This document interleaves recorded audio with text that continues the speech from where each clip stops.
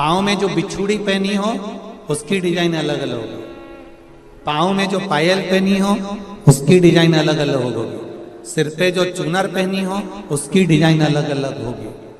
16 श्रृंगार जो तुमने अपने तन पर, अपने शरीर पर, सुहाग की जितनी वस्तुएं धारण करी है, चाहे बिंदी लगाई हो, नथनी पहनी हो, कुंडल पहना हो, मंगलसूत्र पहना हो, सबकी डिजाइन अलग अलग होती है। केवल 16 श्रृंगार में से एक श्रृंगार ऐसा है जिसकी डिजाइन नहीं बदली है, वो है मांग का सिंदूर, कुमकुम एक जैसा होता है।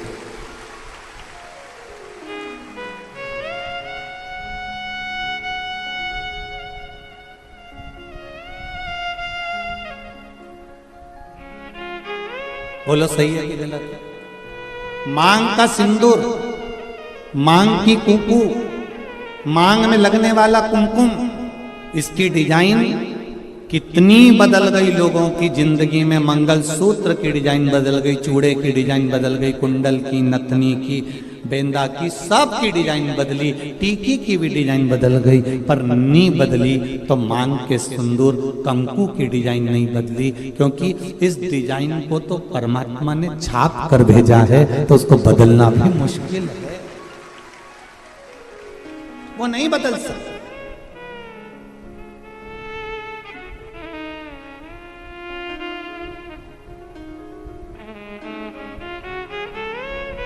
मंगलसूत्र के दाने एक बार निकल जाएंगे ना, चलेगा।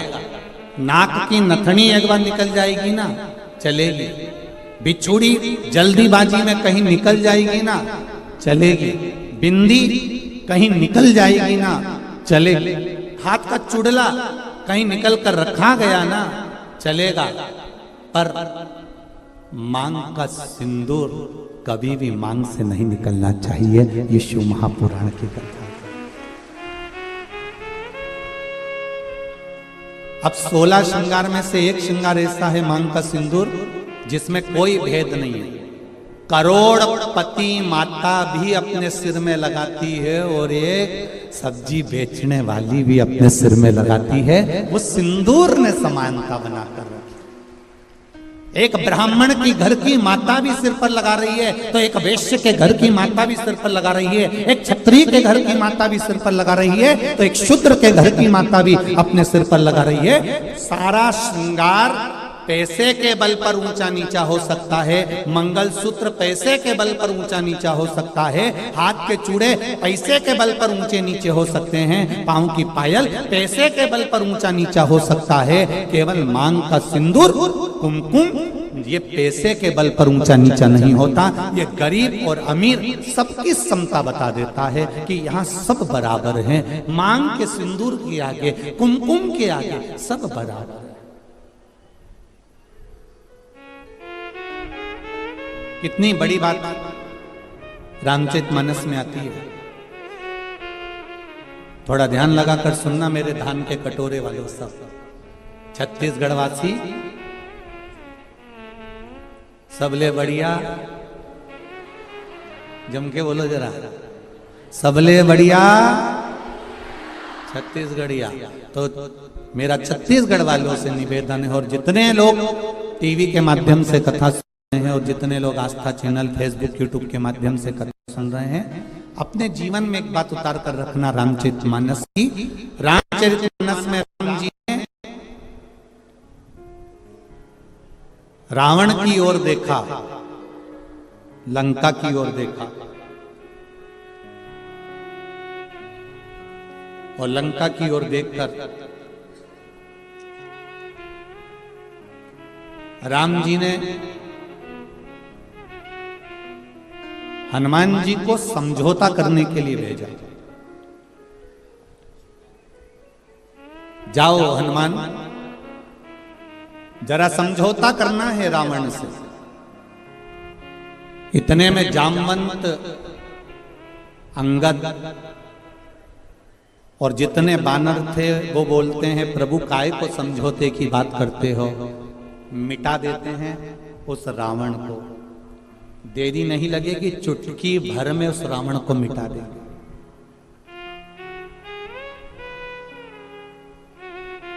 चुटकी भर में रावण को मिटा देंगे। राम जी ने कहा रावण को मिटाना सरल है, पर मंदोदरी के मांग के सिंदूर को मिटाना कठिन है। पर जो ये मंदोदरी ने मांग में सिंदूर धारण कर कर रखा है, जो मंदोदरी अपनी मांग में सिंदूर धारण कर कर रखी है, जो मंदोदरी अपनी मांग में कुंकुम धारण कर कर रखी है, जो मंदोदरी अपनी मांग में कुमकुम रखी हुई है, इसका सौभाग्य इसके सामने है। और इसका जो भजन है, इसका जो आनंद है, इसका जो स्मरण है, वो इतना प्रबल है कि उसको मिटाना कठिन है।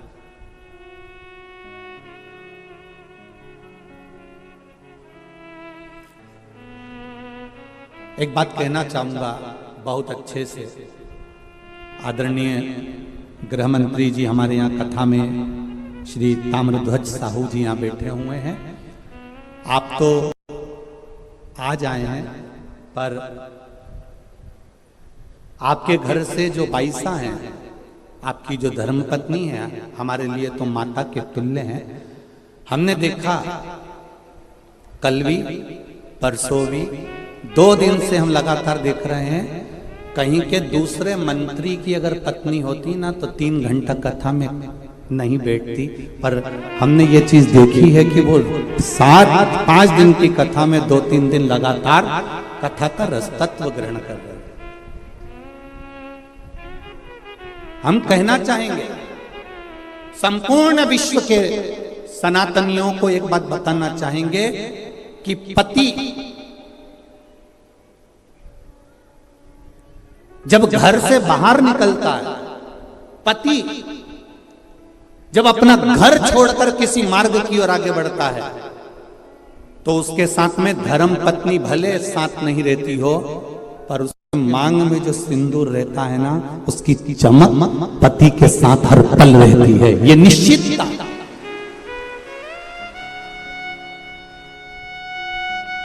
उसकी भक्ति का बल, उसके भजन का बल, उसके स्मरण का बल। अभी अभी आपने तुलसी जी और शालिग्राम की शादी जी करी होगी, बोलो सही है? एकादशी पर अभी तुलसी जी का ब्याह भगवान शालिग्राम जी के साथ लड्डू गोपाल के साथ करा होगा। जरा विचार करना, उस जलंधर को मारने के लिए देवताओं के पसीने छूट गए थे। क्यों?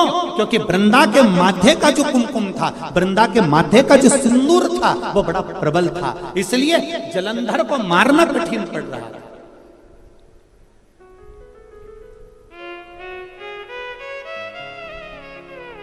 फिर करा क्या गया कि इसके सात्वित्व को डिगाया जाए, और सात्वित्व को डिगाने के लिए भेजा। जब उसका सात्वित्व डिग गया, सात्वित्व टूट गया, तब जलंधर